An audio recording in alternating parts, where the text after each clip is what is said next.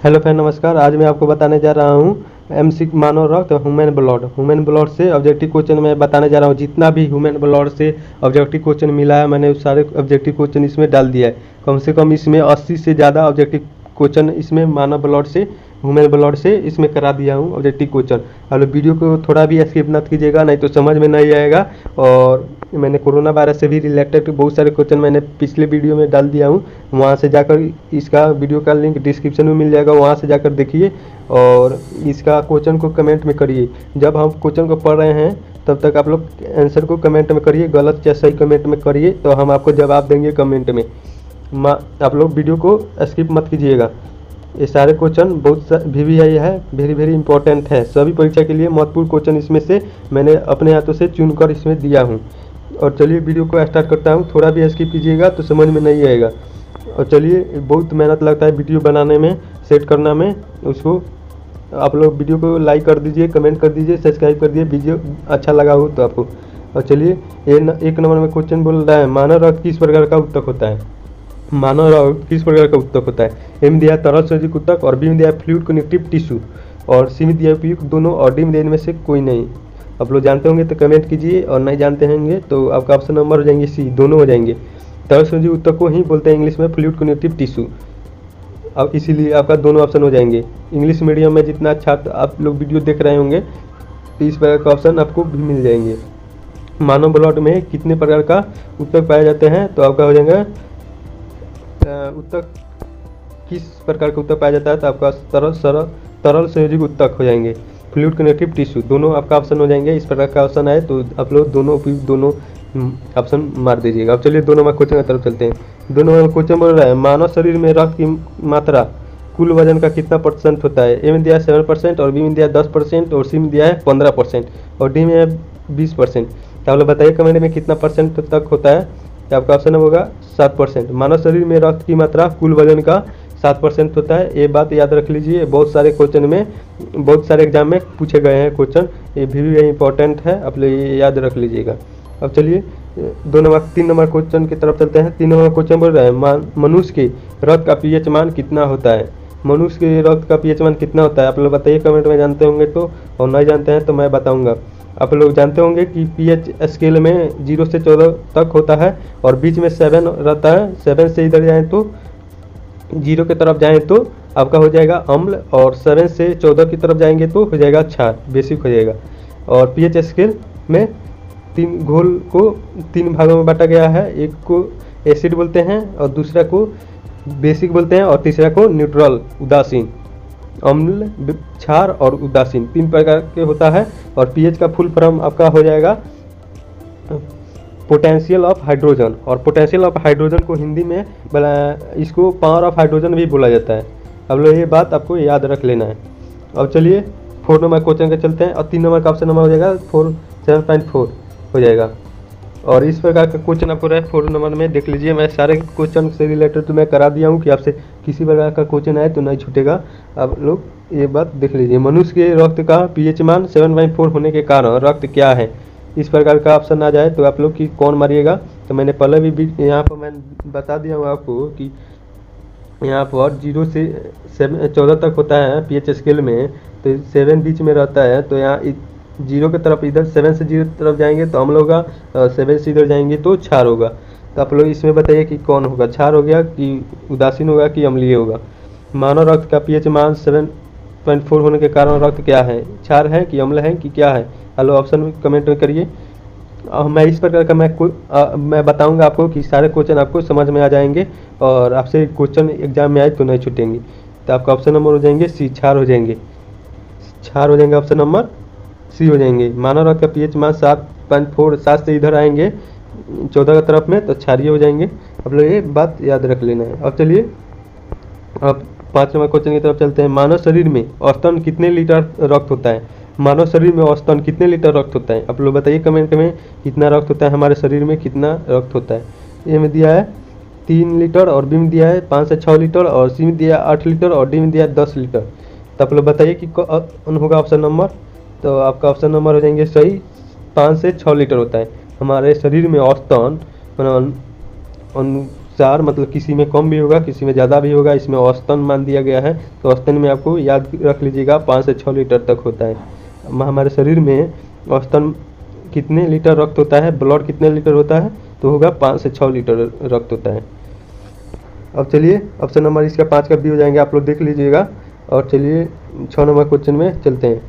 ये भी question important है, बहुत सारे एग्जाम में पूछे गए हैं, इसीलिए आप लोग याद रख लीजिएगा और वीडियो को लाइक कर दीजिएगा।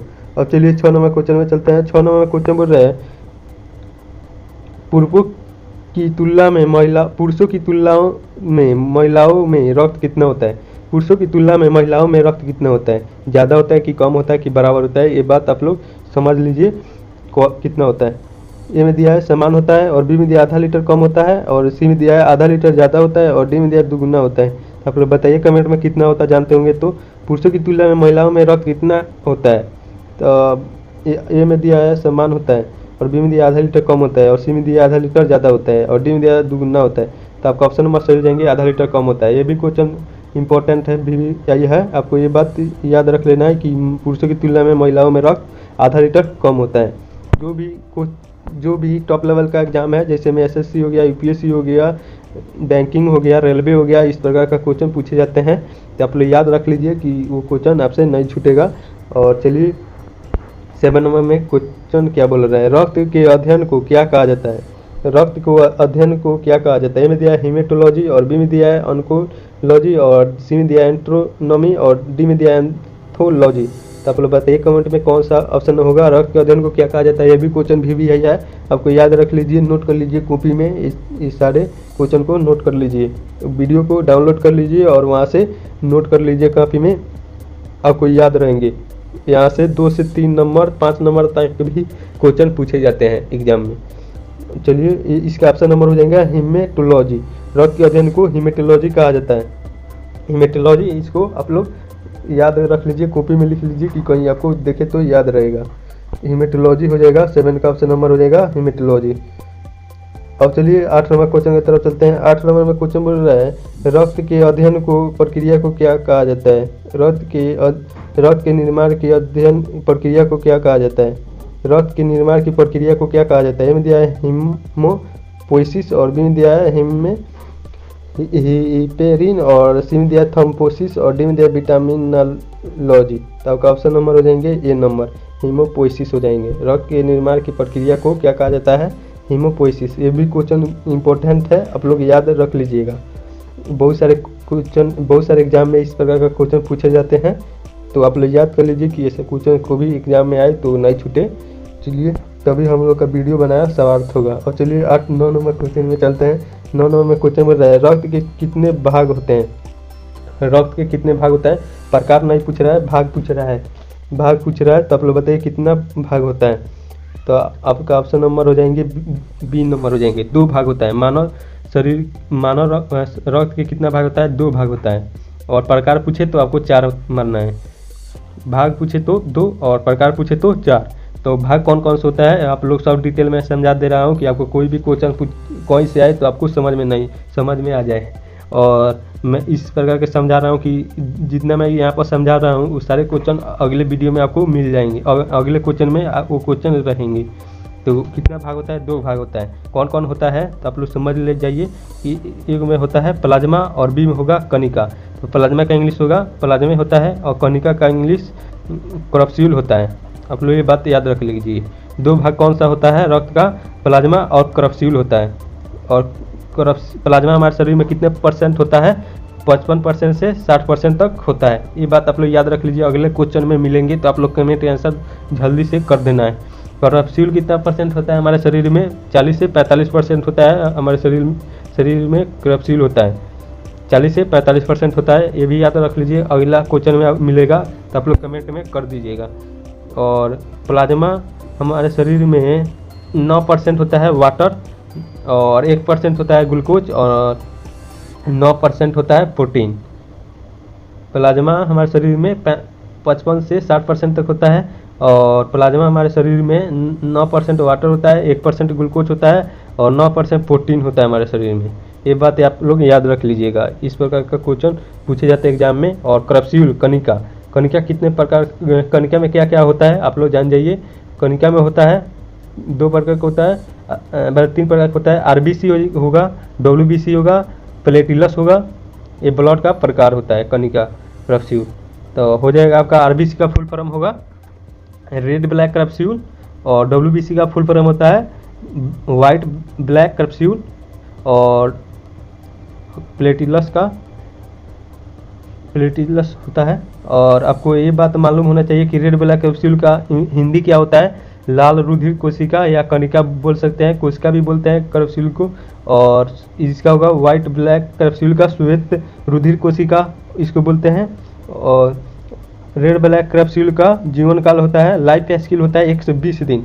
ये भी क्वेश्चन में अगला वीडियो में आपको मिलेंगे, ऐसा क्वेश्चन अगला वीडियो मिलेगा। तो आप लोग लाइफ स्किल उसमें पूछे जाएंगे, तो आप लोग कमेंट में कर देना है पहले ही कि आरबीसी का कितना होता है, लाइफ स्किल जीवन काल कितना होता है, कितना दिन तक होता है। तो आप लोग 120 दिन मार दीजिएगा, ठीक है। और डब्ल्यूबीसी का जीवन काल कितना होता है, 2 से 4 दिन होता है। ये भी क्वेश्चन अगला क्वेश्चन में पूछे जाएंगे, तो आप लोग मार देना है 2 से 4 दिन होता है life skills white black capsule का। डब्ल्यूबीसी का जीवन काल 2 से 4 दिन होता है। और प्लेटिलस का जीवन दिन कितना होता है, 8 से 10 दिन होता है। ये भी बातें आप लोग याद रख लीजिए, अगला क्वेश्चन में ये भी मिलेगा। सारे क्वेश्चन मैं दे दिया हूँ अलग से कि आपको रिवाइज हो जाएंगे, तो आप लोग को समझ में आ जाएंगे। और वैज्ञानिक नाम डब्ल्यूबीसी, आरबीसी का वैज्ञानिक नाम क्या होता है, आरबीसी का वैज्ञानिक नाम क्या होता है आप लोग कमेंट में करिए। और नहीं जानते हैं तो आपको ऑप्शन नंबर हो जाएगा रिथ्रोसाइट। आरबीसी का वैज्ञानिक नाम है रिथ्रोसाइट, साइंटिफिक नाम है आरबीसी का रिथ्रोसाइट। और डब्ल्यूबीसी का साइंटिफिक नाम है ल्यूकोसाइट। डब्ल्यूबीसी का साइंटिफिक नाम है ल्यूकोसाइट। और प्लेटिलस का साइंटिफिक नाम क्या है, प्रोबोसाइट। आपको ये बात याद रख लेना है। अब चलिए अगला क्वेश्चन की तरफ चलते हैं। ये बात आपको याद रख लेना है कि आरबीसी का फुल फॉर्म पूछेगा तो क्या होगा, रेड ब्लैक कैप्सूल। अब लोग ये बात याद रख लेना है। डब्ल्यूबीसी का फुल फॉर्म पूछेगा तो वाइट ब्लैक कैप्सूल। और प्लेटिलस 8 से 10 दिन का जीवन काल उसका होता है, आपको ये बात याद रख लेना है। और पूछेगा कि आरबीसी का साइंटिफिक नेम क्या है, तो रिथ्रोसाइट आपको याद रख लेना है। अगला क्वेश्चन में मिलेगा आपको, इस प्रकार का क्वेश्चन मिलेगा, वहाँ पे भी दे दिया हूँ कि आपको समझ में आ जाएगा। और चलिए 10 नंबर क्वेश्चन की तरफ चलते हैं। 10 नंबर बोल रहा है प्लाज्मा से फाइब्रोनोजेन को निकाला जाता है तो शेष प्लाज्मा क्या कहलाता है। प्लाज्मा से फाइब्रोनोजेन को निकाला जाता है तो प्लाज्मा क्या कहलाता है। प्लाज्मा में से फाइब्रोजिन को निकाल दिया जाता है, तो आपको समझ लीजिए, यहाँ पर मैं समझा दे रहा हूँ। प्लाज्मा से फाइब्रोजिन को निकाला जाता है तो शेष प्लाज्मा जो बचता जाता है तो उसको क्या कहा जाता है। आपको यहाँ पर समझ में आ गया होगा कि यहाँ से माइनस कर देंगे प्लाज्मा से फाइब्रोजिन, तो प्लाज्मा जो बचेगा तो उसको क्या कहा जाता है। ए में दिया है सीरम, और बी में दिया है हिम्पेरिन, और सी में दिया आरबीसी, और डी में दिया डब्ल्यूबीसी। तो आपका ऑप्शन नंबर हो जाएंगे 10 का सीरम हो जाएगा। सीरम जो शेष भाग प्लाज्मा बचेगा तो उसको सीरम बोलेंगे, आपको ये बात याद रख लेना है। अब चलिए 11 नंबर क्वेश्चन की तरफ चलते हैं। 11 नंबर क्वेश्चन बोल रहा है रक्त से आरबीसी को जब निकाल दिया जाता है तो शेष भाग क्या बचता है। आरबीसी को जब रक्त से, यहाँ से रक्त में से आरबीसी को निकाल दिया जाता है तो शेष भाग क्या बचता है। ए में दिया है सीरम, और बी में दिया है डब्ल्यूबीसी, और सी में दिया है आरबीसी, और डी में दिया है प्लाज्मा। तो आपका 11 का ऑप्शन नंबर हो जाएंगे डी प्लाज्मा। ब्लड में से आरबीसी को निकाल दिया जाता है, ब्लड में से माइनस कर दिया जाता है आरबीसी, तो प्लाज्मा को क्या कहा जाता है, प्लाज्मा बच जाता है।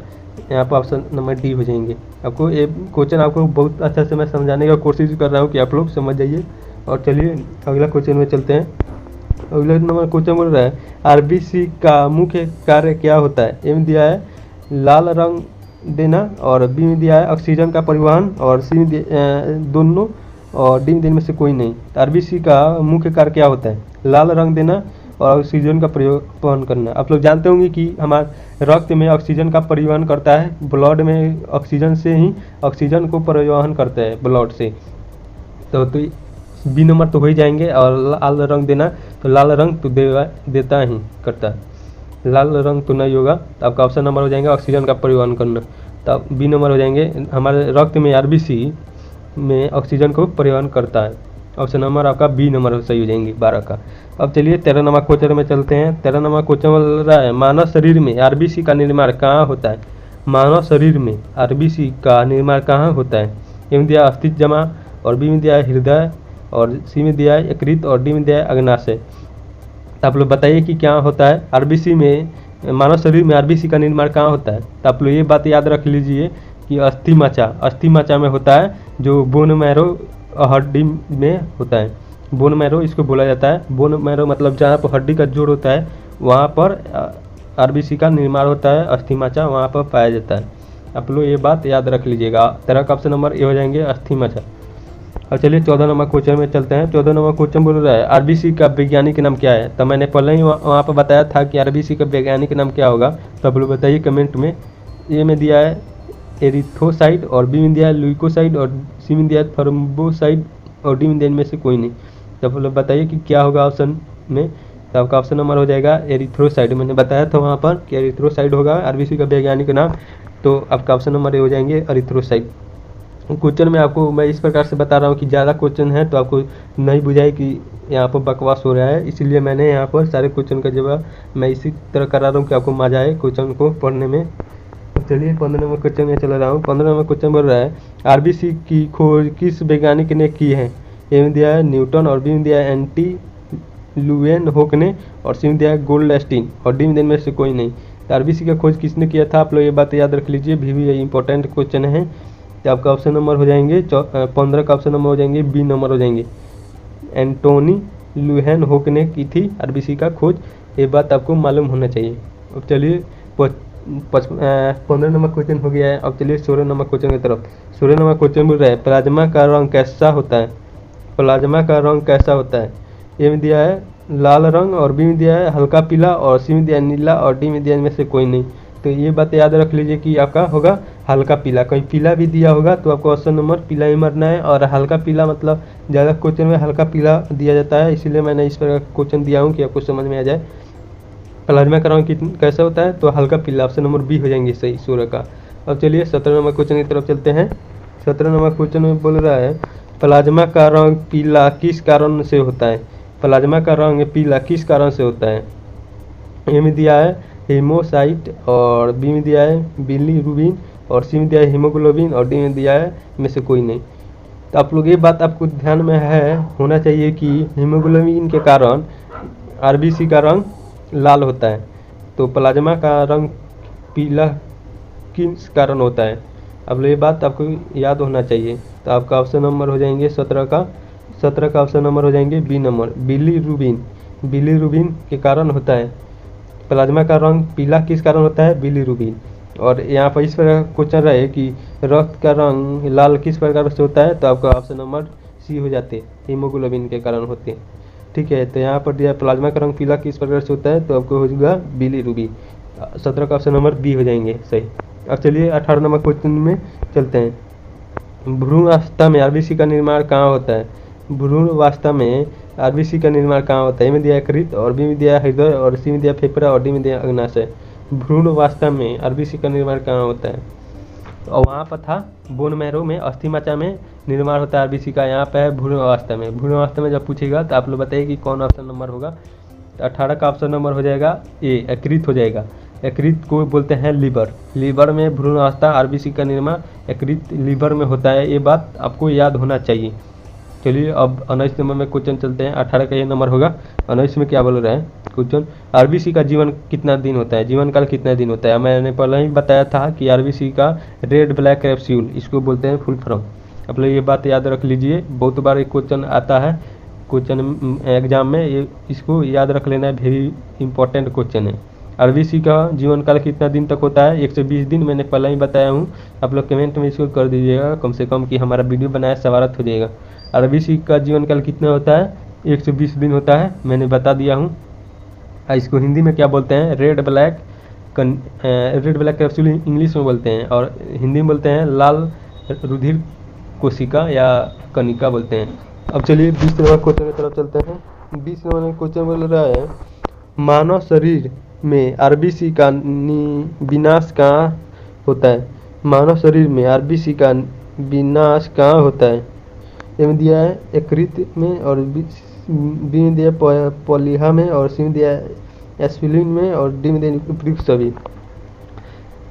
मानव शरीर में आरबीसी का विन्यास कहाँ होता है? ए में दिया यकृत, और बी में दिया है प्लीहा, और सी में दिया एस्पिलिन, और डी में दिया उपयुक्त सभी। तब 20 का ऑप्शन नंबर बताइए कि कौन होगा।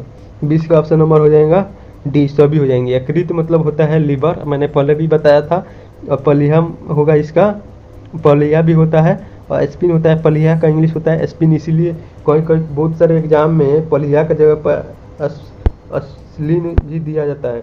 तो इस प्रकार का क्वेश्चन आए तो आपसे नहीं छूटेगा, इसीलिए मैंने इस प्रकार का ऑप्शन दिया हूँ कि आप लोग सारे क्वेश्चन को कवर कर सकें। तो आपका ऑप्शन नंबर डी होगा। प्लीहा को इंग्लिश में बोलते हैं एस्पिलिन। आपका ऑप्शन नंबर डी हो जाएंगे सही। चलिए तीनों हो जाएंगे। अब चलिए 21 नंबर क्वेश्चन में चलते हैं। आरबीसी का कब्रगाह किसे कहते हैं? आरबीसी का कब्रगाह किसे कहते हैं? ए में दिया प्लीहा, और बी में दिया एस्पिलिन, और डी में दिया दोनों, और सी में दिया, तो मैंने पहले ही बता दिया हूँ आपको, प्लीहा को इंग्लिश में बोलते हैं एस्पिलिन। तो आपको ऑप्शन नंबर हो जाएंगे उपयुक्त सी, दोनों हो जाएंगे। कहीं कहीं एक दिया जाता है एस्पिलिन को इंग्लिश मीडियम में दिया जाता है, तो हिंदी मीडियम में कभी कभी एग्जाम में देखे जाते हैं कि दे दिया जाता है। तो आपको इस प्रकार का क्वेश्चन मैं दे दिया हूँ कि आप लोग समझ जाएंगे। चलिए आपका ऑप्शन नंबर हो जाएगा सी। तो चलिए 22 नंबर क्वेश्चन में चलते हैं। 22 नंबर क्वेश्चन बोल रहा है, मानव शरीर में ब्लड बैंक ऑफ आरबीसी किसे कहा जाता है? मानव शरीर में ब्लड बैंक ऑफ आरबीसी किसे कहा जाता है? ए में दिया है एस्पिलिन, और बी में दिया प्लीहा, और सी में दिया तिल्ली, और डी में दिया उपयुक्त सभी। तो आप लोग बताइए ऑप्शन में कि कौन होगा। मानव शरीर में ब्लड बैंक ऑफ आरबीसी किसे कहा जाता है? ए में दिया है एस्पिलिन, और बी में दिया प्लीहा, और सी में दिया तिल्ली, और डी में दिया उपयुक्त सभी। तो 22 का ऑप्शन नंबर क्या होगा आप लोग बताइए कमेंट में। 22 का ऑप्शन नंबर होगा उपयुक्त सभी, तीनों होगा। एस्पिलिन को बोलते हैं प्लीहा, आपको ये बात याद होना चाहिए, और ये दोनों को बोलते हैं तिल्ली, ये दोनों को तिल्ली भी बोल सकते हैं। इसलिए मैंने ये भी क्वेश्चन दे दिया हूँ कि आप लोग ये भी क्वेश्चन को याद रख लीजिए। ब्लड ब्लैक ऑफ आरबीसी को क्या कहा जाता है? एस्पिलिन। इसी प्रकार का तिल्ली भी कहीं कहीं दे दिया जाता है। तो आप लोग समझ जाइए कि आपका ऑप्शन नंबर क्या होगा।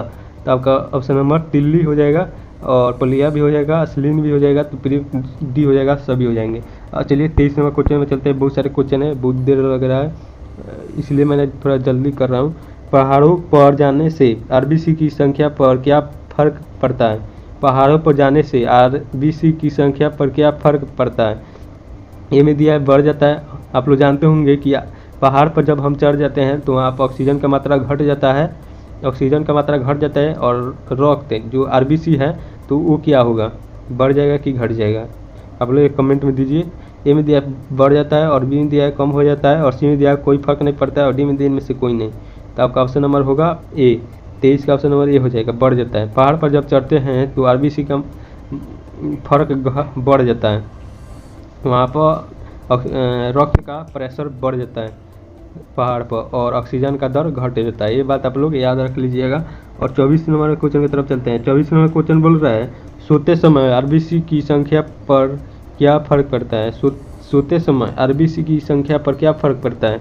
सोने के समय में आरबीसी की संख्या पर क्या फर्क पड़ता है? सोते हुए आरबीसी की संख्या मतलब रक्त के प्रेशर पर क्या फर्क पड़ता है? ए में दिया बढ़ जाता है, और बी में दिया कम हो जाता है, और सी में दिया कोई फर्क नहीं पड़ता है, और डी में दिया इनमें से कोई नहीं। तो आप लोग बताइए कि कौन होगा आपका ऑप्शन नंबर। तो 24 का ऑप्शन नंबर हो जाएगा कम होता है। जब हम लोग सोते समय सो रहे होते हैं तो उस समय हमारा रक्त का आरबीसी की संख्या का पर कम हो जाता है, फर्क कम होता है। यहाँ पर संख्या पूछ रहा है, ये बात आप लोग को मालूम होनी चाहिए। संख्या आप लोग ये बात नहीं पूछ रहा है, ठीक है। अब चलिए 25 नंबर क्वेश्चन बोल रहे हैं। 25 नंबर क्वेश्चन बोल रहा है, कौन सा विटामिन रक्त का थाका बनाने में मदद करता है? कौन सा विटामिन रक्त का थाका बनाने में मदद करता है? ए में दिया विटामिन के, और बी में दिया विटामिन बी, और सी में दिया विटामिन सी, और डी में दिया विटामिन के। तो आपका ऑप्शन नंबर कौन होगा? आपको बात आपको बुझा रहा है तो कमेंट में करिए। तो आपका ऑप्शन नंबर हो जाएंगे विटामिन के। कौन सी विटामिन रक्त का थाका बनाने में मदद करता है? तो होगा विटामिन के। जब हमारे शरीर पर कोई कट जाता है तो वहाँ पर देख रहे होंगे, देखिएगा कि वहाँ पर थोड़ा खून जम जाता है, उसको बोलते हैं, उस किस प्रकार से जमता है, कौन सा विटामिन के कारण जमता है? तो होगा आपका विटामिन के कारण जम जाता है वहाँ पर, और उसको बोलते हैं इंग्लिश में ब्लड क्लॉटिंग। थक्का को बोलते हैं ब्लड क्लॉटिंग इंग्लिश में। कौन सा विटामिन रक्त का थक्का बनाने में मदद करता है? तो विटामिन के। ब्लड क्लॉटिंग के किस कारण बनता है? तो होगा विटामिन के कारण बनता है। ये भी याद रख लीजिए, क्वेश्चन इंपॉर्टेंट है। और चलिए 26 नंबर के चलते हैं। 26 नंबर क्वेश्चन बोल रहा है रक्त समूह की खोज किस वैज्ञानिक ने की थी? रक्त समूह की खोज किस वैज्ञानिक ने की थी? रक्त का खोज किस वैज्ञानिक ने की थी? ये भी यही इंपॉर्टेंट क्वेश्चन है, बहुत महत्वपूर्ण क्वेश्चन है, ये बात याद रख लीजिएगा। ए में दिया है कार्ल लैंडस्टीनर, और बी में दिया है हॉपकिंसन, और सी में दिया है गोल्डस्टीन, और डी में दिया है ए फ्लेमिंग। तो पहले ये बात याद रखिए कि कौन होगा। मैं बता रहा हूँ, कार्ल लैंडस्टीनर ने रक्त समूह का खोज किया था। ये बात आप लोग याद रख लीजिएगा, बहुत इंपॉर्टेंट क्वेश्चन है। ये सारे एग्जाम में इसी तरह के क्वेश्चन पूछे जाते हैं। अब चलिए 27 नंबर क्वेश्चन में चलते हैं। 27 नंबर क्वेश्चन बोल रहा है RH तत्व, RH फैक्टर की खोज किस वैज्ञानिक ने की थी? RH फैक्टर का खोज किस वैज्ञानिक ने की थी? RH तत्व का RH फैक्टर की खोज किस वैज्ञानिक ने की थी? ए में दिया है कार्ल लैंडस्टीनर, और बी में दिया है हॉपकिंस, और सी में दिया है गोल्डस्टीन, और डी में दिया है ए फ्लेमिंग। तो आपका ऑप्शन नंबर होगा ए नंबर हो जाएगा। कार्ल लैंडस्टीनर ने भी RH तत्व का खोज किया था। RH का फुल फॉर्म होगा रिसर्च जो किस से खोज किया था? RH तत्व रिसर्च जो मंकी से पता लगा था, कि रिसर्च मंकी से ही पता लगा था। ये बात आपको याद रख लेना है। अब चलिए 28 नंबर क्वेश्चन की तरफ चलते हैं। 28 नंबर क्वेश्चन बोल रहा है कौन सा रक्त समूह सर्वग्राही तत्व समूह कहलाता है? आपको ये बात मालूम होना चाहिए कि हमारे शरीर में 4 प्रकार का रक्त समूह होते हैं। ए होता है, और बी होता है, और ए बी होता है, और ओ होता है। और ए होता है, और बी होता है, और ए बी होता है, और ओ होता है। ए बी को कहते हैं सर्वग्राही कहते हैं, और बी को कहते हैं सर्वदाता। सर्वग्राही को कहते हैं, सर्वग्राही किसी से ले सकता है, ब्लड को ले सकता है। सर्वग्राही मतलब किसी भी ब्लड ग्रुप से ले सकता है, और ओ ग्रुप को कहते हैं सर्वदाता, किसी से किसी को दे सकता है, किसी भी ब्लड ग्रुप को दे सकता है, इसीलिए बोलते हैं इसको सर्वदाता। अब चलिए इसका ऑप्शन नंबर कौन होगा तो जान लेते हैं। कौन सा रक्त समूह सर्वग्राही रक्त समूह कहलाता है? तो ए बी हो जाएगा आपका। ए बी को सर्वग्राही बोलते हैं, सर्वग्राही बोलते हैं, और वो को बोलते हैं सर्वदाता। ये सारे क्वेश्चन मिलेंगे, इसलिए मैं पहले बता रहा हूँ कि आपको क्वेश्चन को कमेंट में आप लोग दे दीजिएगा। तो आप लोग ऑप्शन नंबर इसका हो जाएगा ए बी हो जाएगा। अब चलिए 29 नंबर क्वेश्चन की तरफ चलते हैं। 29 नंबर क्वेश्चन बोल रहा है ए बी रक्त समूह सर्वग्राही रक्त समूह कहलाता है क्योंकि ए में दिया है कोई एंटीजन नहीं होने के कारण, और बी में होता है कोई एंटीबॉडी नहीं होने के कारण, और सी में दिया है उपयुक्त दोनों, और सी डी में देने में से कोई नहीं। तो आपको ये बात मालूम होना चाहिए कि ए बी में कोई एंटीबॉडी नहीं होने के कारण, ए बी में कोई एंटीबॉडी नहीं होता है, और ओ में कोई एंटीजन नहीं होता है। ये बात आपको याद रख लेना है। ए बी में कोई एंटीबॉडी नहीं होता है, और ओ में सर्वदाता में कोई एंटीजन नहीं होता है, इसीलिए वो सर्वग्राही है ए बी, और वो सर्वदाता है। ये बात आपको याद रख लेना है। इसको टेबल से मैं समझाऊंगा, टेबल में आपको इधर मैं दे दूंगा, वहाँ से आपको समझ में आ जाएगा। अब चलिए 29 नंबर में क्वेश्चन आपको मैं बता रहा हूँ। 30 नंबर चलते हैं। 30 नंबर क्वेश्चन कौन सा रक्त समूह सर्वदाता रक्त समूह होता है? मैं आपको बता दिया था वहाँ पर कि कौन सा रक्त समूह, और पहले भी वीडियो में बताया था कि वहाँ पर शॉर्ट वीडियो में बताया था कि सर्वदाता रक्त समूह किसे कहा जाता है। तो वहाँ पर मैं फुल नहीं समझाया था, यहाँ पर मैं फुल समझा रहा हूँ। सर्वदाता रक्त समूह कौन होता है? इसको बोलते हैं यूनिवर्सल डोनर बोलते हैं इसको, ठीक है। और सर्वदाता को इंग्लिश में यूनिवर्सल डोनर बोलते हैं। यूनिवर्सल डोनर मतलब सर्वदाता, कि किसी को भी खून दे सकता है। इसमें केवल एंटीजन पाया जाता है, बल्कि इसमें कोई एंटीजन नहीं होता है, और ए बी में कोई एंटीबॉडी नहीं होता है, ठीक है। आपको ये बात याद रख लेना है। अब चलिए इसका ऑप्शन नंबर सर्वदाता कौन है? तो आपका ऑप्शन नंबर डी हो जाएंगे। और 31 नंबर क्वेश्चन की तरफ चलते हैं। 31 नंबर क्वेश्चन बोल रहा है रक्त समूह सर्वदाता रक्त समूह कहलाता है क्योंकि ए में दिया कोई एंटीजन नहीं होने के कारण, और बी में दिया कोई एंटीबॉडी नहीं होने के कारण, और सी में दिया दोनों, और डी में देने में से कोई नहीं। तो 31 नंबर का क्वेश्चन हो जाएगा आपको 31 नंबर में क्वेश्चन हो जाएगा आपका, आंसर हो जाएगा आपका कोई एंटीजन नहीं होने के कारण। मैंने पहले ही भी बता दिया हूँ। U में सर्वदाता वो को बोला जाता है जो इसमें कोई एंटीजन नहीं होता है, और AB को सर्वग्राही बोला जाता है, सर्वग्राही उसमें कोई एंटीबॉडी नहीं होता है। और एंटीजन और एंटीबॉडी मिलकर रिएक्शन करता है, इसमें एक नहीं होगा तो रिएक्शन नहीं करेगा तो एंटीबॉडी नहीं बनेगा, तो इसीलिए इसको सर्वदाता बोलते हैं और उसको सर्वग्राही बोलते हैं। और चलिए 32 नंबर क्वेश्चन की तरफ चलते हैं और यहाँ पर पढ़ लीजिए आप लोग कि क्या बोल रहा है, ठीक है। अब चलिए 32 नंबर क्वेश्चन बोल चलते हैं। स्वास्थ्य मनुष्य का रक्तदाब कितना होता है? स्वास्थ्य मनुष्य का रक्तदाब कितना होता है आप लोग बताइए कमेंट में। बहुत सारे क्वेश्चन आप लोग जाने होंगे, पहले देखे होंगे, ये 10th क्लास में भी मिला होगा, 12th क्लास में भी मिला होगा। स्वास्थ्य मनुष्य का रक्तदाब कितना होता है? ए में दिया है 100/90 mmHg और बी में दिया है 120/80 mmHg। तो आप लोग बताइए कि ऑप्शन नंबर कौन होगा? तो आपका ऑप्शन नंबर हो जाएंगे बी नंबर 120/80 mmHg। Hg को बोलते हैं पारा बोलते हैं, अब मरकरी भी इसको बोला जाता है, और इसको रक्तदाब या ब्लड प्रेशर भी बोला जाता है। और आपका ऑप्शन नंबर हो जाएगा स्वस्थ मनुष्य का रक्तदाब ब्लड प्रेशर होता है 120/80 mmHg होता है। आपको ये बात याद रख लेना है, ये भी क्वेश्चन बहुत सारे एग्जाम में पूछे जाते हैं और पूछे गए हैं, ये भी इंपॉर्टेंट क्वेश्चन है, ये भी याद रख लीजिएगा। अब चलिए 33 नंबर क्वेश्चन की तरफ चलते हैं। 33 नंबर क्वेश्चन में लग रहा है आरबीसी की कमी से कौन सा रोग होता है? आरबीसी की कमी से कौन सा रोग होता है? ए में दिया है अरक्ता एनीमिया और बी में दिया है एडिस और सी में दिया है रोतौधी और डी में से कोई नहीं। तो 33 नंबर का ऑप्शन नंबर कौन होगा आप लोग कमेंट में करिए। 33 नंबर का ऑप्शन नंबर होगा ए अरक्ता एनीमिया।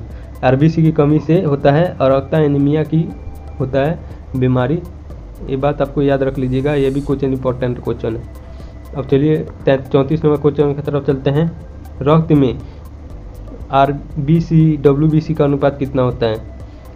तो आपको ये बात याद रख लेना है कि आरबीसी डब्ल्यूबीसी से 600 ज़्यादा होता है, 600 अनुपात 1 होगा, 600 इधर रहेगा 1 उधर रहेगा डब्ल्यूबीसी की तरफ। तो ये बात आपको याद रख लेना है कि आपका ऑप्शन नंबर ए हो जाएंगे, 600 अनुपात 1 हो जाएंगे। इस प्रकार क्वेश्चन आए तो आपको इस प्रकार से आपको समझ लेना है कि डब्ल्यूबीसी से 600 ज़्यादा होता है आरबीसी, 600 अनुपात 1 हो जाएंगे, ऑप्शन नंबर ए हो जाएंगे 34 का। अब चलिए 35 नंबर क्वेश्चन की तरफ चलते हैं।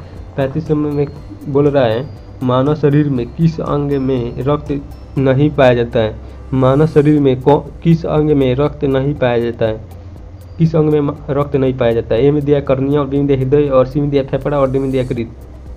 तो आपका ऑप्शन नंबर ये हो जाएगा कर्निया, जो आँख में पाया जाता है कर्निया। जो हमारा आँख होता है वो बाहर से ऑक्सीजन, आप लोग ये बात मालूम होना चाहिए कि आप लोग बोलेंगे कि रक्त नहीं पाया जाता उसमें ऑक्सीजन कहाँ से जाता होगा। तो आपको ये बात जो हमारा कर्निया होता है, आँख के बीच वाला भाग को कर्निया बोलते हैं, वो बाहर से ऑक्सीजन को ले लेता है, इसीलिए वहाँ पर रक्त नहीं पाया जाता है। आपका ऑप्शन नंबर ए हो जाएंगे 35 का कर्निया हो जाएंगे। अब चलिए 36 में क्वेश्चन की तरफ चलते हैं। 36 में क्वेश्चन बोल रहा है आरबीसी की संख्या किस यंत्र के द्वारा ज्ञात किया जाता है? आरबीसी की संख्या किस यंत्र के द्वारा ज्ञात किया जाता है? ए में दिया है हीमोसाइटोमीटर और बी में दिया है एमीटर और सी में दिया है पोटेशियोमीटर और डी में से कोई नहीं। तो आप लोग बताइए कि ये कौन होगा? 36 का ऑप्शन नंबर ये हो जाएंगे हीमोसाइटोमीटर के द्वारा आरबीसी की संख्या या ज्ञात किया जाता है। आरबीसी की संख्या किस से यंत्र द्वारा ज्ञात किया जाता है? तो हीमोसाइटोमीटर के द्वारा ज्ञात किया जाता है। ये भी क्वेश्चन इंपॉर्टेंट है, आपको ये क्वेश्चन याद रख लीजिएगा। और चलिए 37 में क्वेश्चन चलते हैं। 37 में क्वेश्चन बोल रहा है रक्तदाब किस यंत्र द्वारा मापा जाता है? रक्तदाब किस यंत्र द्वारा मापा जाता है? ए में दिया है सिम्फगोमैनोमीटर और बी में दिया है हीमोसाइटोमीटर और सी में दिया है अमीटर और डी में दिया है पोटेशियोमीटर। तो आप लोग बताइए कि कौन होगा? ऑप्शन नंबर जानते होंगे तो कमेंट में। तो आपका ऑप्शन नंबर हो जाएगा 37 का, ये नंबर हो जाएगा सिम्फगोमैनोमीटर। रक्तदाब किस यंत्र द्वारा मापा जाता है? तो सिम्फगोमैनोमीटर। आपको ये भी याद रख लीजिएगा, इंपॉर्टेंट सारे आपको इंपॉर्टेंट क्वेश्चन हैं, याद रख लीजिएगा। आप कॉपी में एक थ्योरी बनाकर उसमें लिख लीजिएगा, इस प्रकार से कोई भी क्वेश्चन आए तो आपसे नहीं छूटेगा। आपको क्वेश्चन को टॉप देखकर आपको समझ में आ ही गया होगा कि क्वेश्चन को अच्छा से सेट किया गया है। अब चलिए 38वें क्वेश्चन में चलते हैं। 38वां क्वेश्चन बोल रहा है WBC का वैज्ञानिक नाम क्या है। तो मैंने आपको बता दिया हूँ कि RBC का वैज्ञानिक नाम क्या है, आप लोग बताइए कमेंट में। एरिथ्रोसाइड RBC का वैज्ञानिक नाम है, ये बात आपको याद रख लीजिए। और WBC का क्या है नाम आप लोग कमेंट में कीजिए। और प्लेटिलस को क्या नाम है वैज्ञानिक नाम, थ्रोम्बोसाइड प्लेटिलस का वैज्ञानिक नाम है, वो आगे वीडियो में आपको क्वेश्चन आएगा, आपको याद रख लीजिए, उसमें कमेंट कीजिएगा। WBC का वैज्ञानिक नाम क्या होगा, तो ल्यूकोसाइड हो जाएगा, ऑप्शन नंबर बी हो जाएगा। ल्यूकोसाइड RBC का वैज्ञानिक नाम है, ये बात याद रख लीजिएगा। WBC से जितना मैं क्वेश्चन करा रहा हूँ उसको याद रख लीजिए, इस एग्जाम में क्वेश्चन पूछे जाते हैं, ये इंपॉर्टेंट है। आपका ऑप्शन नंबर हो जाएगा इसका बी नंबर, ल्यूकोसाइड WBC का वैज्ञानिक नाम होगा। अब चलिए 39 नंबर क्वेश्चन क्या कर रहा है। WBC का जीवन काल कितना होता है, आप लोग मैं पहले ही बता दिया हूँ कि RBC का जीवन काल होता है 120 दिन होता है RBC का जीवन काल। और WBC का कितना होता है, WBC का जीवन काल अनुमान से बताया जाता है, कहीं पर 1 से 4 दिन तक दिया जाता है, 5 से 6 दिन तक भी दिया गया है क्वेश्चन में। तो आप लोग अनुमान से जो क्वेश्चन 2 से 5 दिन इस सब करके दिया होगा उसी को आप लोग मारिएगा, ठीक है। तो इसका ऑप्शन नंबर हो जाएगा WBC का जीवन काल हो जाएगा 2 से 5 दिन, ऑप्शन नंबर सी 2 से 5 दिन तक होता है 39 का ऑप्शन नंबर। और प्लेटिलस का कितना दिन होता है जीवन काल, आप लोग कमेंट में कीजिए, उसका मैं वहाँ पर बताया था कि प्लेटिलस का जीवन काल कितना दिन तक होता है, 8 से 10 दिन तक होता है उसका जीवन काल। प्लेटिलस का जीवन काल 8 से 10 दिन तक होता है और उसका वैज्ञानिक नाम क्या है, थ्रोम्बोसाइट, ठीक है। अब चलिए 40वें क्वेश्चन की तरफ चलते हैं। 40वें क्वेश्चन बोला मानव शरीर के रक्त में सबसे ज़्यादा WBC कौन सी पाई जाती है। मानव शरीर के रक्त में सबसे ज़्यादा WBC कौन सी पाई जाती है। ए में दिया न्यूट्रोफिल और बी में दिया मोनोसाइट और सी में दिया लिम्फोसाइट और डी में दिया बेसोफिल्स। आप लोग बताइए कमेंट में कि कौन जानते होंगे, तो नहीं जानते होंगे तो आपका ऑप्शन नंबर हो जाएंगे 40 का ऑप्शन नंबर हो जाएंगे न्यूट्रोफिल्स, ऑप्शन नंबर ए हो जाएंगे। मानव शरीर के रक्त में सबसे ज़्यादा WBC कौन से पाई जाती है, न्यूट्रोफिल्स पाई जाती है, ये बातें आप लोग याद रख लीजिएगा, ये भी इंपॉर्टेंट क्वेश्चन है। 41वें क्वेश्चन की तरफ चलते हैं। 41वें क्वेश्चन बोल रहे हैं मानव शरीर के रक्त में सबसे कम WBC कौन सी पाई जाती है। ए में दिया न्यूट्रोफिल्स और बी में दिया मोनोसाइट और सी में दिया लिम्फोसाइट और डी में दिया बेसोफिल्स। तो आप लोग बताइए कमेंट में कौन होगा। मानव शरीर के रक्त में सबसे कम WBC कौन सी पाई जाती है। मानव शरीर में रक्त में सबसे कम WBC कौन सी पाई जाती है, तो आपका ऑप्शन नंबर हो जाएंगे 41 का बेसोफिल्स ऑप्शन नंबर डी हो जाएंगे। मानव शरीर में सबसे कम WBC पाई जाती है बेसोफिल्स और सबसे ज़्यादा WBC पाई जाती है न्यूट्रोफिल्स, आपको ये बात याद रख लीजिएगा। और चलिए 42 नंबर क्वेश्चन की तरफ चलते हैं। आप लोग थ्योरी की कॉपी बना लीजिएगा, वहाँ से आप लोग उसमें सारे इंपॉर्टेंट क्वेश्चन लिख लीजिएगा और उसको रिवाइज करते रहिएगा कि याद रहे। 42वें क्वेश्चन बोल रहा है मानव शरीर के रक्त में सबसे बड़ी WBC कौन सी है। यहाँ पर पूछ रहा था सबसे कम, यहाँ पर पूछ रहा है सबसे बड़ी, सबसे ज़्यादा नहीं सबसे बड़ी पूछा। मानव शरीर में रक्त में सबसे बड़ी WBC कौन सी है। ए में दिया न्यूट्रोफिल्स और बी में दिया मोनोसाइट और सी में दिया लिम्फोसाइट और डी में दिया बेसोफिल्स। तो 42 का ऑप्शन नंबर हो जाएगा मोनोसाइट ऑप्शन नंबर बी हो जाएंगे। मानव शरीर में रक्त में सबसे बड़ी WBC मोनोसाइट को कहा जाता है और सबसे कम कहा जाता है बेसोफिल्स और सबसे ज़्यादा न्यूट्रोफिल्स, ये बात आपको याद रख लीजिएगा। और चलिए 42 हो गया है। अब 43वें क्वेश्चन की तरफ चलते हैं। 43वें क्वेश्चन बोल रहे हैं मानव शरीर के रक्त में सबसे छोटी WBC कौन सी है। ये में दिया है यहाँ पर छोटी बड़ी पूछ रहा है, ज़्यादा कम पूछ रहा है, आप लोग ये बात याद रख लीजिएगा। 4 इसमें क्वेश्चन बन रहे हैं। मानव शरीर के रक्त में सबसे छोटी WBC कौन सी है। ए में दिया न्यूट्रोफिल्स और बी में दिया मोनोसाइट और मोनोसाइट होगा सबसे बड़ी में, मोनोसाइट होगा और सबसे छोटी में क्या होगा। ए में दिया है लिम्फोसाइट और डी में दिया बेसोफिल्स।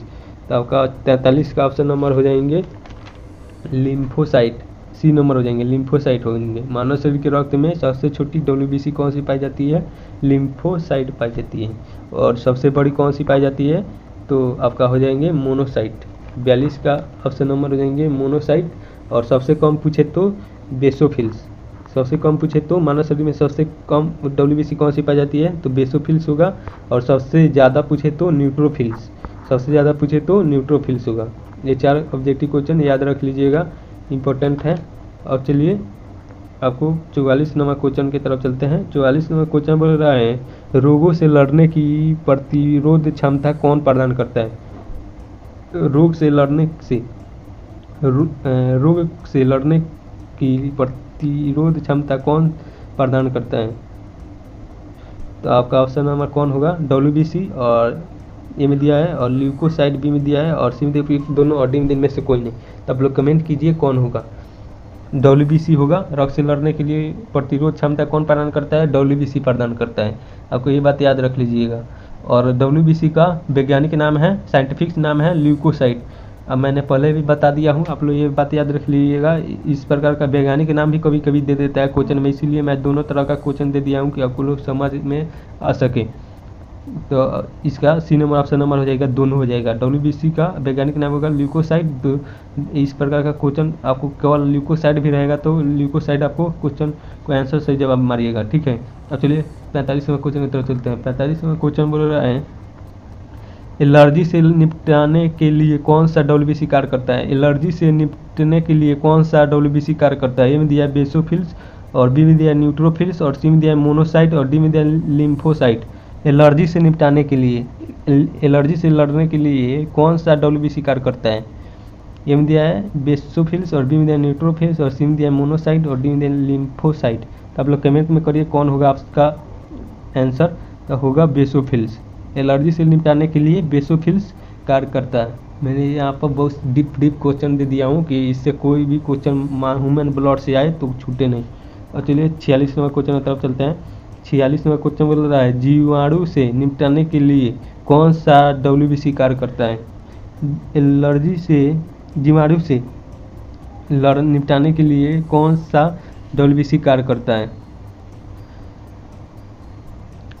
जीवाणु से निपटाने के लिए कौन सा WBC कार्य करता है। 46 का ऑप्शन नंबर होगा बी नंबर, न्यूट्रोफिल्स। जीवाणु से निपटाने के लिए WBC कौन से कार्य करता है, न्यूट्रोफिल्स कार्य करता है। और जीवाणु को बोलते हैं बैक्टीरिया, जीवाणु को कहते हैं, ये बात याद रख लीजिएगा।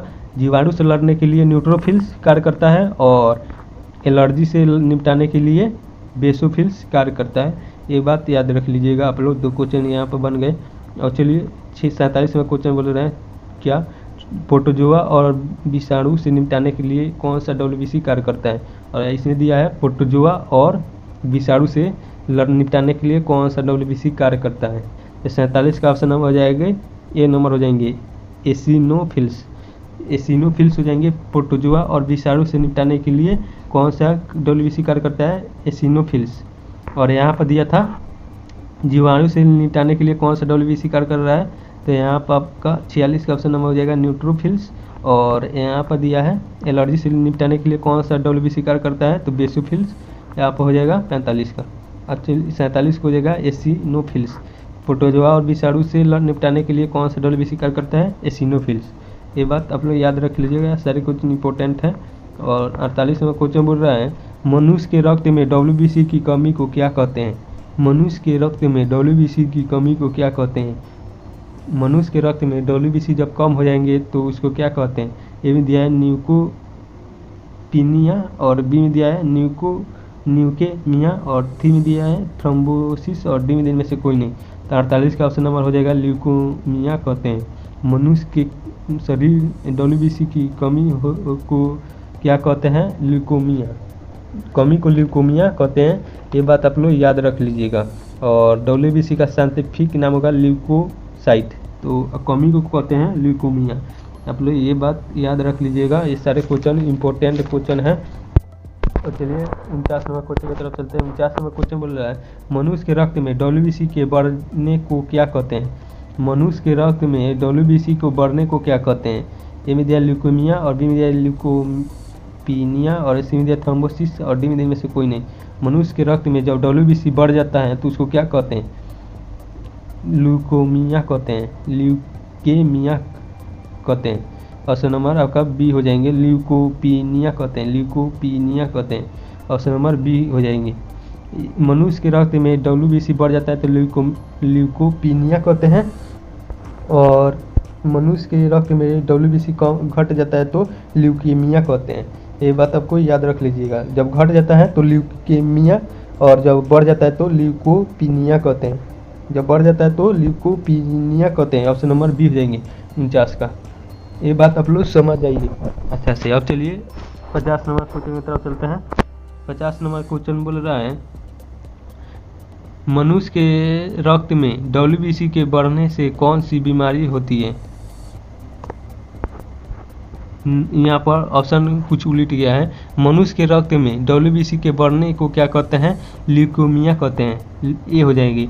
जब मनुष्य के रक्त में WBC बढ़ जाता है तो ल्यूकेमिया कहते हैं। ये होगा आपका 49 का, ये होगा ल्यूकेमिया। और जब घट जाता है तो ल्यूकोपीनिया कहते हैं।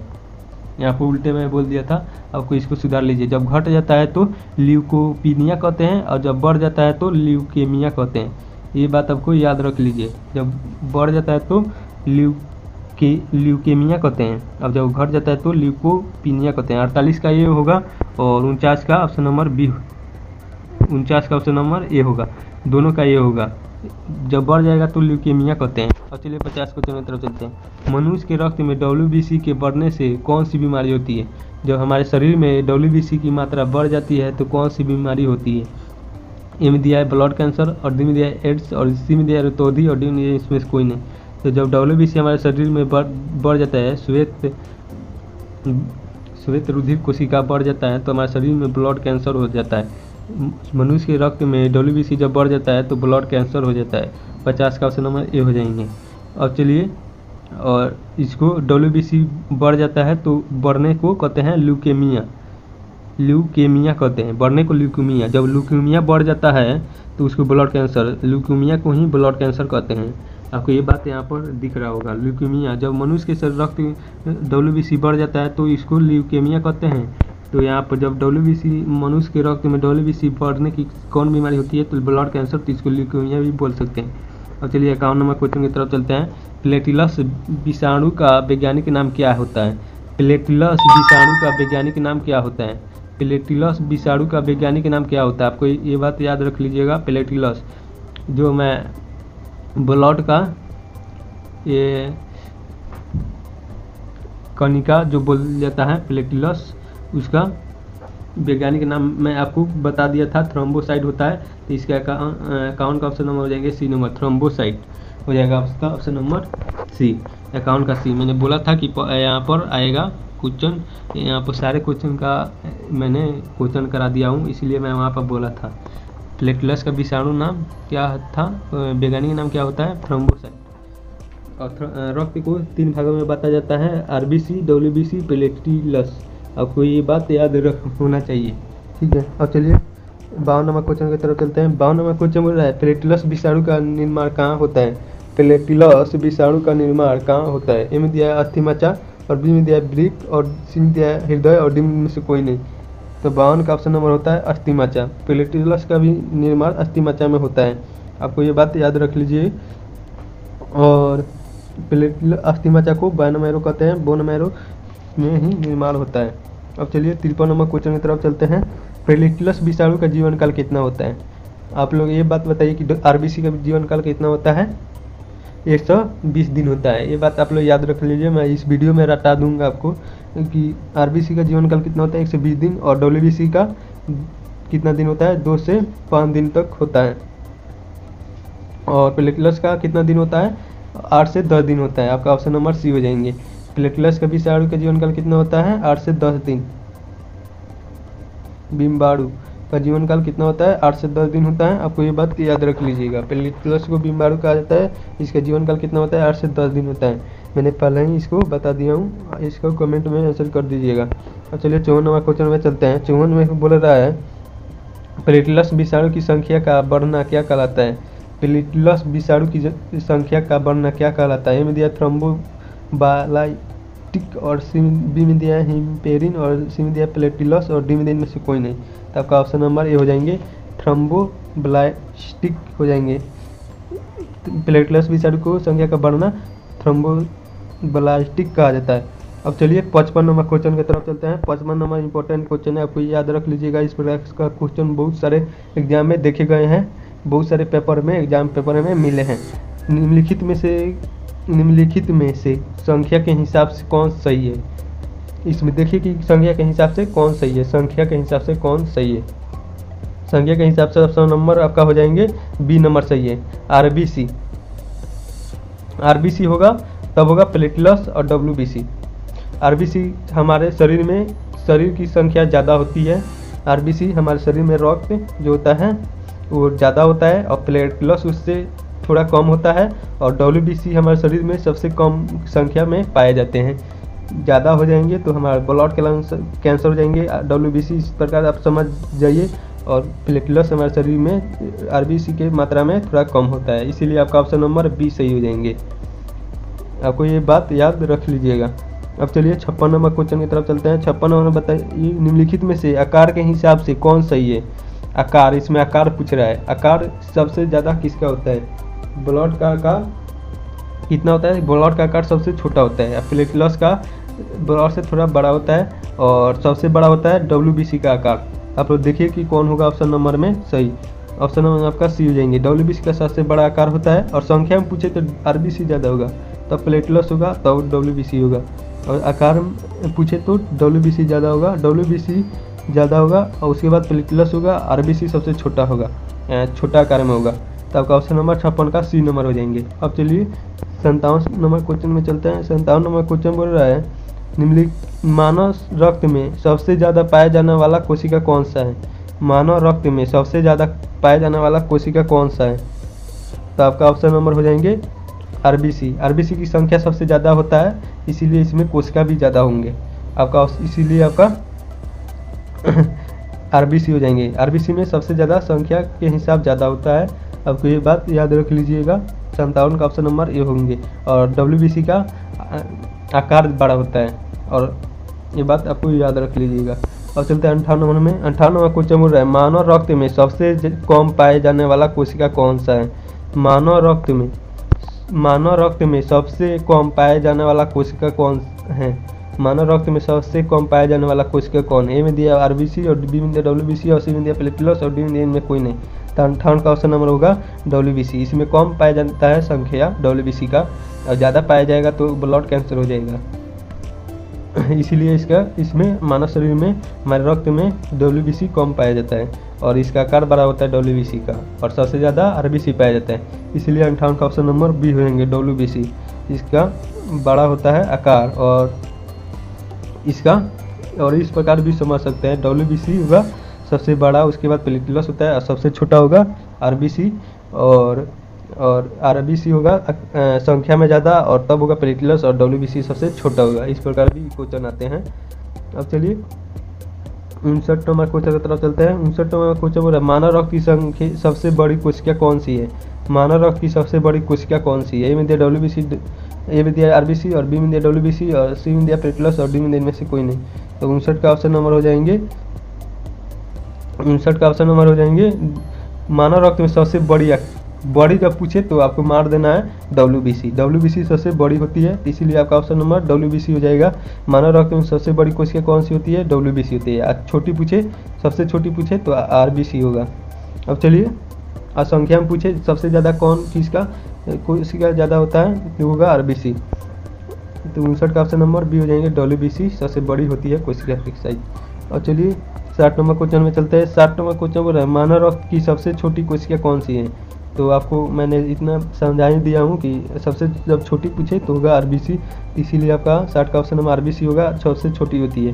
डब्ल्यूबीसी सबसे बड़ी, उसके बाद प्लेटलेट्स, उसके बाद आरबीसी, तो सबसे छोटी होगी आरबीसी संख्या के हिसाब से, साइज के हिसाब से। संख्या के हिसाब से सबसे ज़्यादा होता है आरबीसी। और चलिए 61 नंबर क्वेश्चन में चलते हैं।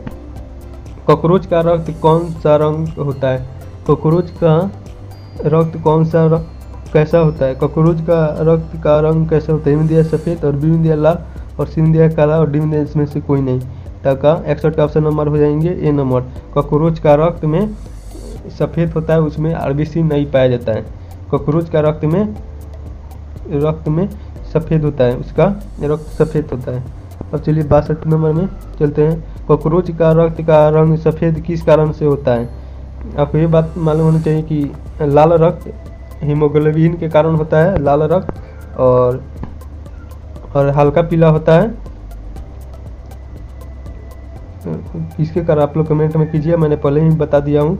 कॉकरोच का रक्त का रंग सफ़ेद किस कारण होता है? ए में दिया है हीमोग्लोबिन के कारण, और बी में दिया है हीमोलिम्फ के कारण, और सी में दिया थ्रोम्बोसिस के कारण, और डी में दिया इनमें से कोई नहीं। तो 62 का ऑप्शन नंबर हो जाएंगे हीमोलिम्फ के कारण। आपका कॉकरोच का रक्त का रंग सफ़ेद किस कारण होता है? हीमोलिम्फ के कारण, ऑप्शन नंबर बी हो जाएंगे। अब चलिए, ये भी क्वेश्चन इंपॉर्टेंट है, आपको याद रख लीजिएगा, और सारे क्वेश्चन इंपॉर्टेंट है सारे का। आप लोग, मैंने बोला हूँ कि थ्योरी में लिख लीजिएगा, उसको आप लोग याद करते रहिएगा। इस सारे क्वेश्चन बहुत सारे इंपॉर्टेंट। ऑक्टोपस का रक्त का रंग किस प्रकार से होता है? ऑक्टोपस का रक्त का रंग किस प्रकार का होता है? तो आपका ऑप्शन नंबर नीला हो जाएंगे। ऑक्टोपस का रक्त का रंग नीला होता है, ये बात आपको याद रख लीजिएगा, ये भी क्वेश्चन इंपॉर्टेंट है। और चलिए 64 नंबर क्वेश्चन में चलते हैं। मनुष्य का रक्त का रंग लाल किस कारण होता है? मनुष्य का रक्त का रंग लाल किस कारण होता है? ए में दिया हीमोग्लोबिन, और बी में दिया हीमोलिम्फ, और सी में दिया थ्रोम्बोसिस, और डी में इनमें से कोई नहीं। मनुष्य का रक्त का रंग लाल किस कारण होता है? हीमोग्लोबिन, और बी में दिया है हीमोलिम्फ, और सी में दिया है थ्रोम्बोसिस, और डी में दिया है इनमें से कोई नहीं। तो आप लोग बताइए कि क्या होगा इसमें, ऑप्शन नंबर कौन होगा? मानव का रक्त का रंग लाल किसके कारण होता है? मैंने बता ही दिया हूँ कि मानव रक्त हीमोग्लोबिन के कारण लाल होता है, ये बात सबको मालूम होना चाहिए। आपका ऑप्शन नंबर ए हो जाएंगे 64 का, हीमोग्लोबिन के कारण मानव का रक्त लाल होता है। अब चलिए 65 नंबर बोल रहा है, रक्त के थक्का ब्लड क्लॉटिंग जमाने का मुख्य प्रोटीन कौन सी है?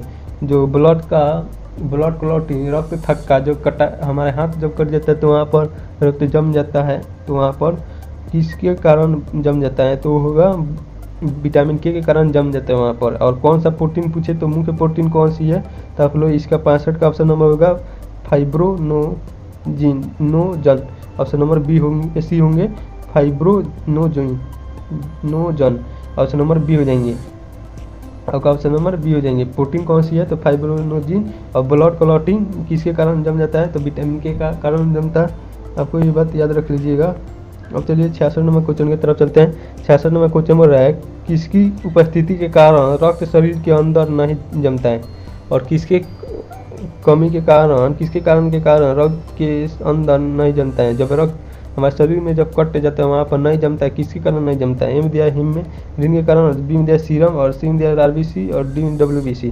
तो आप लोग बताइए कि किसके कारण से हमारे शरीर में नहीं जमता है रक्त थक्का, ब्लड क्लॉटिंग नहीं जमता है? तो होगा हिम्पेरिन के कारण, ऑप्शन नंबर ये हो जाएंगे। हिम्पेरिन के कारण हमारे शरीर में रक्त थक्का नहीं जमता है। अब चलिए 67 नंबर क्वेश्चन में चलते हैं। एंटीबॉडी कितने प्रकार के होते हैं? एंटीबॉडी कितने प्रकार के होते हैं? एंटीबॉडी कितने प्रकार के होता है? ऑप्शन में ए में 1 दिया है, बी में 2 दिया है, सी में 3 दिया है, डी में 4 दिया है। तो आपका ऑप्शन नंबर हो जाएंगे 2।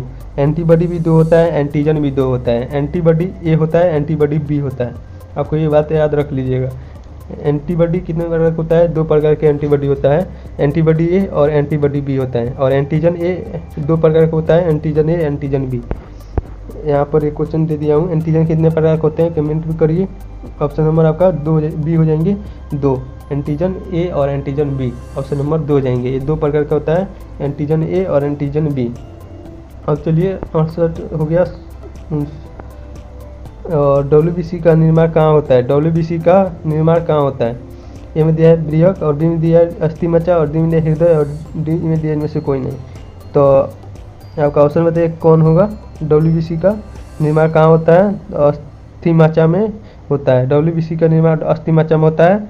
RBC प्लेटलेट्स सभी का बोन मैरो में होता है। RBC का भी अस्थिमज्जा में होता है, और प्लेटलेट्स का भी अस्थिमज्जा बोन मैरो में इसका निर्माण होता है। अब चलिए इसका ऑप्शन नंबर हो जाएंगे बी। 70 नंबर क्वेश्चन बोल रहा है, रक्त के शुद्धिकरण की प्रक्रिया को क्या कहते हैं? ए में दिया है डायलिसिस, और बी में दिया है प्रोथ्रोम्बिन, और सी में दिया है हीमोग्लोबिन, और डी में दिया है हिम्पेरिन। तो आपको 70 का ऑप्शन नंबर बताइए कि कौन होगा? रक्त के शुद्धिकरण की प्रक्रिया को क्या कहते हैं? तो डायलिसिस कहते हैं। ऑप्शन नंबर ए हो जाएंगे। डायलिसिस कहते हैं, रक्त के शुद्धिकरण के की प्रक्रिया को डायलिसिस कहते हैं। ये बात आपको याद रख लीजिएगा, इंपॉर्टेंट क्वेश्चन है। अब चलिए 71 नंबर क्वेश्चन की तरफ चलते हैं। मनुष्य के रक्त के कितने समूह होते हैं? मनुष्य के रक्त के कितने समूह होते हैं? मैंने आप पहले भी बता दिया हूँ कि रक्त के समूह 4 होते हैं, ए और बी और ए बी और ओ। ए बी को सर्वग्राही कहते हैं और ए बी को सर्वग्राही यूनिवर्सल रिवर्सियल कहते हैं और ओ को कहते हैं यूनिवर्सल डोनर, मतलब सर्वग्राही और सर्वदाता। मनुष्य के रक्त के कितने समूह होते हैं? आप लोग ये सारे क्वेश्चन का जवाब जान चुके होंगे। ऑप्शन नंबर डी होंगे 4। अब चलिए 72 नंबर क्वेश्चन की तरफ चलते हैं। किस रुधिर वर्ग में कोई एंटीजन नहीं पाया जाता है? किस रुधिर वर्ग में कोई एंटीजन नहीं पाया जाता है? आपको यहाँ पर मैं बता दे रहा हूँ कि यहाँ पर एक इथी बनाइए, वर्ग बनाइए और यहाँ पर मैं यहाँ पर आपको अच्छा से समझा दे रहा हूँ, या आपको कहीं दिक्कत नहीं होगा। यहाँ पर रुधिर वर्ग लिख लीजिए, रुधिर वर्ग यहाँ पर लिख लीजिए, यहाँ पर लिखा नहीं रहा अच्छा से। यहाँ पे एंटीजन लिख लीजिए, एंटीजन, और यहाँ पर लिख लीजिए एंटीबॉडी, एंटीबॉडी यहाँ पर लिख लीजिए एंटीबॉडी। और यहाँ पर लिखिए रुधिर वर्ग में यहाँ पर ए होगा और यहाँ पर बी होगा, यहाँ पर ए बी होगा और यहाँ पर ओ होगा। तो एंटीजन किसका किसका पाया जाता है? ए का एंटीजन पाया जाता है और बी का भी एंटीजन पाया जाता है और एंटीबॉडी ए का भी पाया जाता है और एंटीबॉडी बी का पाया जाता है। एंटीबॉडी ए रुधिर वर्ग और एक ब्लड ग्रुप होगा तो उसका ए ही एंटीजन होना चाहिए और एंटीजन ए ही एंटीबॉडी होना चाहिए, तभी उसका अंदर ब्लड दियाएगा।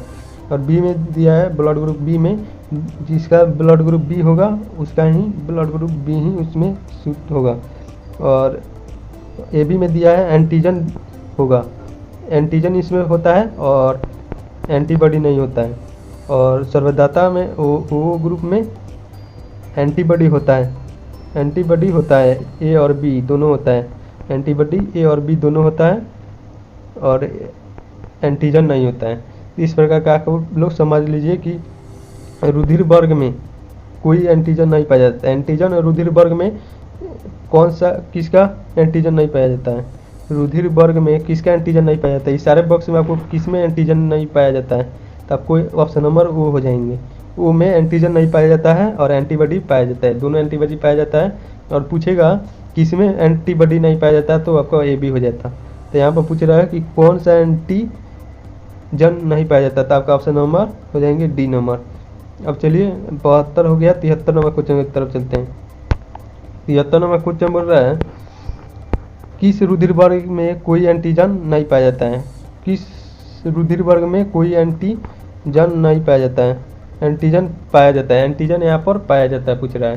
तो एंटीजन पाया जाता है तो आपका ऑप्शन नंबर हो जाएंगे, ऑप्शन नंबर क्या हो जाएंगे? यहाँ पर एंटीजन पाया जाता है तो आपका ऑप्शन नंबर हो जाएंगे ए बी हो जाएंगे। ए बी में एंटीजन पाया जाता है और ओ में एंटीजन नहीं पाया जाता है। तो आपका 43 का ऑप्शन नंबर हो जाएंगे, 43 का ऑप्शन नंबर यहाँ पर हो जाएंगे डी। 43 का ऑप्शन नंबर हो जाएंगे ए बी सी हो जाएंगे आपका। रुधिर वर्ग यहाँ पर देख लीजिएगा कि किस में एंटीजन पाया जाता है किस में नहीं पाया जाता है। रुधिर वर्ग में कोई एंटीजन पाया जाता है तो आपका होगा ए बी में सभी प्रकार दोनों एंटीजन पाए जाते हैं। अब चलिए 74 नंबर क्वेश्चन की तरफ। किस रुधिर वर्ग में कोई एंटीबॉडी नहीं पाया जाता है? किस रुधिर वर्ग में कोई एंटीबॉडी नहीं पाया जाता है? तो आपका ऑप्शन नंबर बताइए कि कौन सा रुधिर वर्ग में एंटीबॉडी नहीं पाया जाता है। तो यहाँ पर आपको यहाँ पर देख लीजिए कि कौन सा एंटीबॉडी पाया जाता है कौन सा एंटीबॉडी नहीं पाया जाता है। तो आप लोग यहाँ पर वर्ग में देखकर रुधिर वर्ग में देखकर आपको समझ में आ जाएगा टेबल में। 74 में पूछ रहा है किस वर्ग में कोई एंटीबॉडी नहीं पाया जाता है, तो किस में एंटीबॉडी नहीं पाया जाता है? तो ए बी में कोई प्रकार का एंटीबॉडी नहीं पाया जाता है और ओ में सर्वदाता में एंटीबॉडी पाया जाता है और एंटीजन नहीं पाया जाता है। और ए बी में सर्वग्राही में एंटीजन पाया जाता है और एंटीबॉडी नहीं पाया जाता है। तो आपका ऑप्शन नंबर सी हो जाएंगे, एंटीबॉडी नहीं पाया जाता तो आपका ऑप्शन नंबर सी हो जाएंगे, ए बी हो जाएंगे। अब चलिए हमको आशा करते हैं कि आप लोग सारे क्वेश्चन को समझ में आ रहा होगा आपको, और नहीं आ रहा है तो कमेंट में करिए।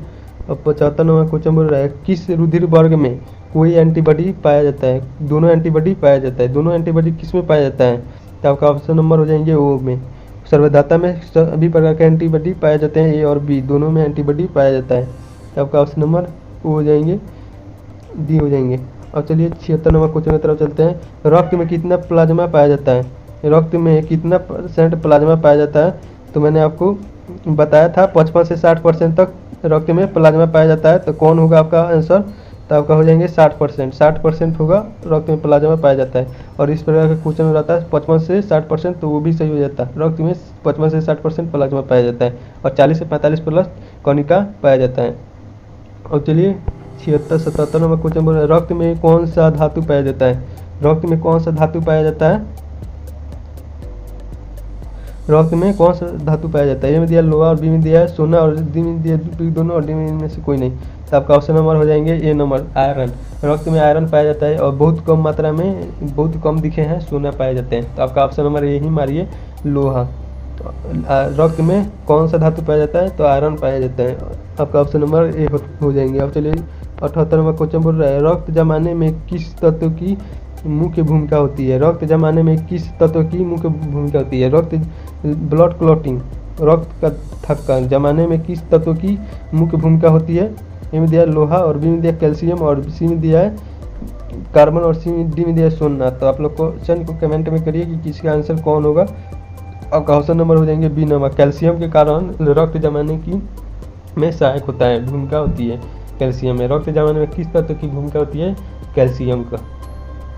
अब चलिए लास्ट क्वेश्चन की तरफ चलते हैं। अस्थिमज्जा के किस ऊतक से सेकेंड लास्ट की तरफ चलते हैं। अस्थिमज्जा के किस ऊतक से रक्त का निर्माण होता है? अस्थिमज्जा के किस ऊतक से रक्त का निर्माण होता है? ये दिया अस्थिमज्जा मतलब ब्लड बोन मेरो के किस ऊतक से रक्त का निर्माण होता है? ये दिया हीमोपेरिन और बी में दिया है हीमेटोपोएटिक। और तो आपका ऑप्शन में बताइए कि कौन होगा इसका ऑप्शन नंबर। तो आपका ऑप्शन नंबर हो जाएगा हीमेटोपोएटिक। अस्थिमज्जा के किस ऊतक के रक्त का निर्माण होता है? हीमेटोपोएटिक। ये भी क्वेश्चन आपका बहुत VVI क्वेश्चन है, इसको याद रख लीजिएगा। अब चलिए लास्ट क्वेश्चन की तरफ चलते हैं। चाइना में वुहान में फंसे 3 से 24 भारतीयों को किस विमान के द्वारा बाहर निकाला गया? चाइना में जो फंसे थे कोरोना वायरस में वुहान में, 3 से 24 भारतीयों को किस विमान द्वारा बाहर निकाला गया था? तो आपका आंसर नंबर हो जाएंगे ए, एयर इंडिया विमान द्वारा इसको निकाला गया था। ऑप्शन नंबर आपका ये हो जाएंगे। और यहाँ पर इस वीडियो को अच्छा लगा हुआ है तो प्लीज़ लाइक शेयर और कमेंट करें और मिलते हैं नेक्स्ट वीडियो में। तब तक के लिए जय हिंद दोस्तों। इस प्रकार का क्वेश्चन पाने के लिए हमारे चैनल को सब्सक्राइब करें।